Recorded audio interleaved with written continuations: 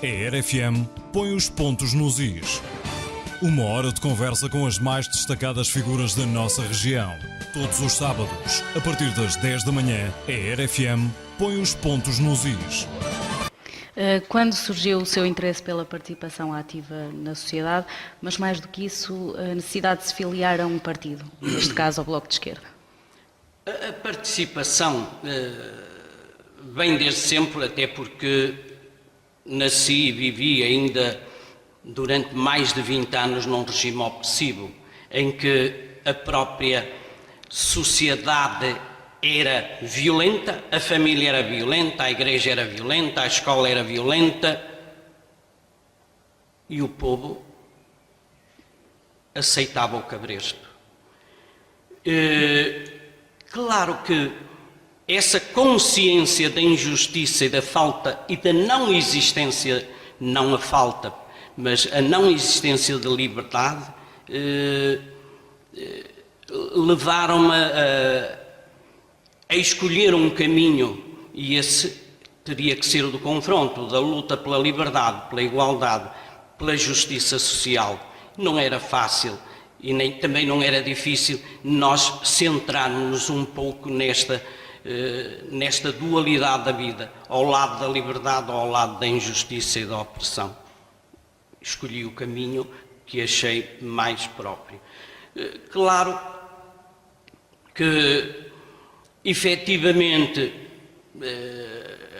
tínhamos ainda na altura, não é, a guerra colonial e não cheguei tampouco a ir, nem tampouco compareci nesse caso à inspeção, portanto éramos compelidos. Depois veio o 25 de Abril e lá resolvemos esses problemas todos, porque o houve, não é?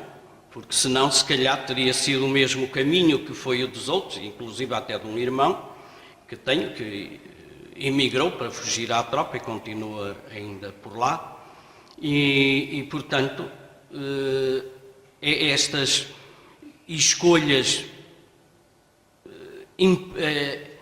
impunham-se por uma consciência que se pretendia um pouco esclarecida para a média da população da altura.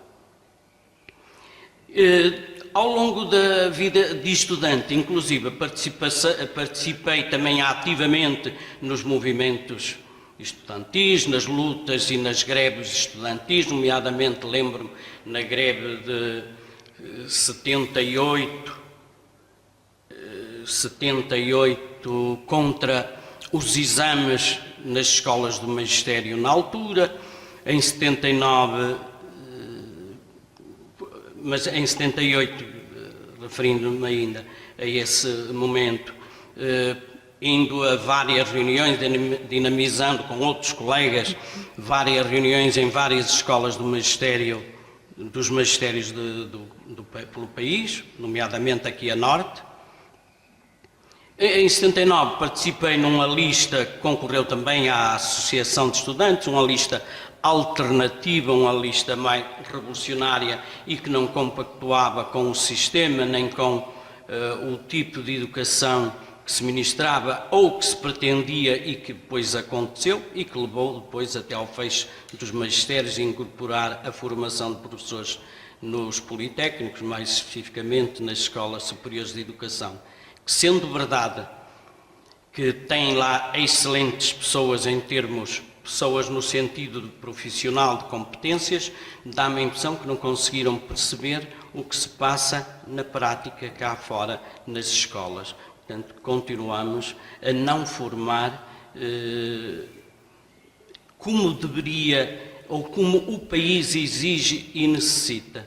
E isso é um erro das escolas, mas mais especificamente das políticas educativas emanadas dos governos que têm estado à frente dos destinos do país, desgovernando-nos com certeza.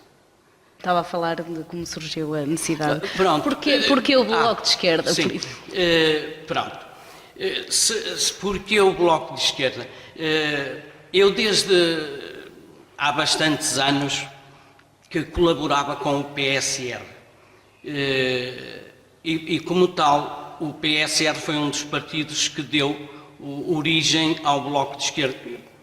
Naturalmente, aderi e estive na gênese da sua fundação e participei até, não nesta última convenção, porque já não estava lá muito bem, mas nas duas anteriores estive também presente e tudo. E participei aqui, pelo menos desde 97, nas eleições autárquicas para a Câmara e posteriormente até para a Junta de Freguesia em Figueiró.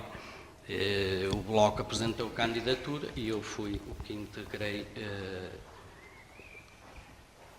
fui o cabeça de lista para Figueiró e integrei aqui isso. O Bloco, porque é fácil, não é só termos Estado, mas porque, no fundo, é um partido que se encontra, no fundo, dentro daquela linha que eu considero importante para se estar em qualquer lado.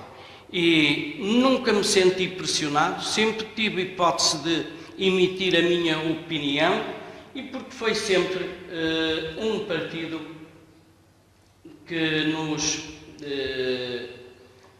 deu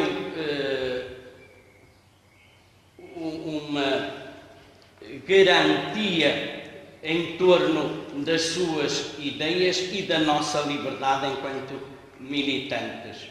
É claro que o próprio partido nos aponta para um socialismo e é isso que sem medo, sem tibieza, nós temos que o assumir frontalmente.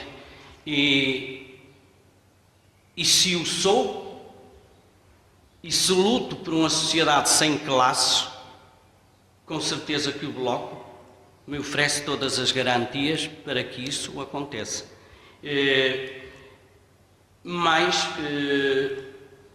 neste momento tem sido um dos partidos que não fazendo parte do governo, apresenta alternativas credíveis para a solução dos problemas que atravessam o nosso país e o mundo capitalista em geral. E o mundo em geral, que está aivado de um neoliberalismo muito selvagem e que tem como primado da política essencialmente a mercantilização da vida, e isso realmente é assustador.